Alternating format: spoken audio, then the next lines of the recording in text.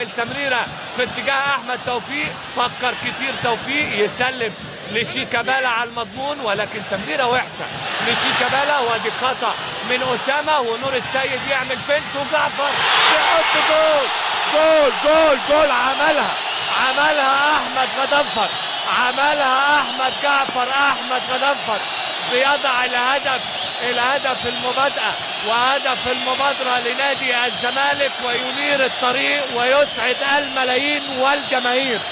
احمد جعفر يتقدم للنادي الزمالك في اللقطة الاولى، ويستغل الفرصة الاولى من الخطأ الاول لأسامة بكرة من نور السيد على طول بتسديدة قوية تغالط علي لطفي، ويسدد احمد جعفر، وتهتز شباك انبي في الدقيقة 60 علشان يتقدم الفارس الابيض على انبي بهدف.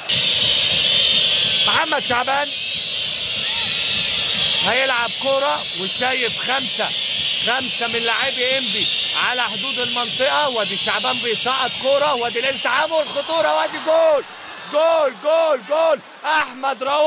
احمد رؤوف يوم البدلاء احمد رؤوف من على دكة البدلاء يعيد الثقة ويعيد الاتزان والهدوء مرة اخرى الى المارد البترولي بكرة مقصية، وايضا عرضية من اللي قلنا هتعمل خطورة على مدافعي نادي الزمالك.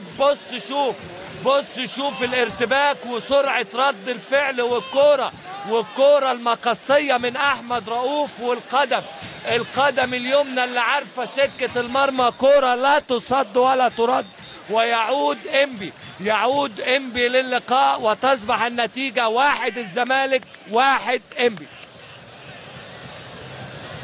يوم البدلاء واحمد رؤوف يسلم نور، ادي ضغط قوي من عادل مصطفى، ويسلم رؤوف لعبد الظاهر، وادي جول جول جول جول. احمد عبد الظاهر بيعود وياتي بانبي من الخلف، وبيضع الهدف الثاني. يا سلام على الدراما، ويا سلام على الافكار والسيناريو الغريب اللي دايما بيشهدوا لقاء انبي والزمالك.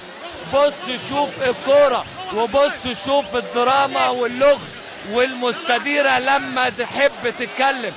بص شوف الجماعيه بتعمل ايه، والسرعه من احمد عبد الظاهر اللي بباطن القدم على طول بيركن على شمال عبد الواحد علشان يضع